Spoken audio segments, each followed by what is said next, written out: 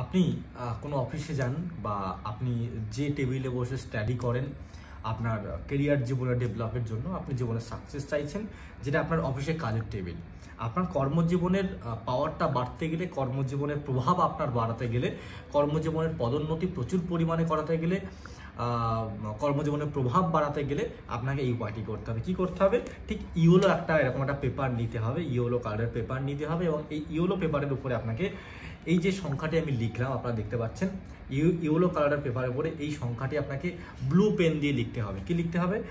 87310777, 87310777, এই সংখ্যাটি লিখতে হবে হলুদ কাগজের উপরে ব্লু কালি দিয়ে, এবং যে টেবিলে আপনি বসে আপনার কাজকর্ম করছেন সেই টেবিলেটাকে মানে চিপকে দিন। তাহলে দেখবেন আপনার কর্মজীবনের প্রাধান্য প্রচণ্ড পরিমাণে বাড়বে, কর্মজীবনের ফোর্স প্রচুর পরিমাণে বাড়বে, আপনার জীবনে কিন্তু উন্নতি প্রচুর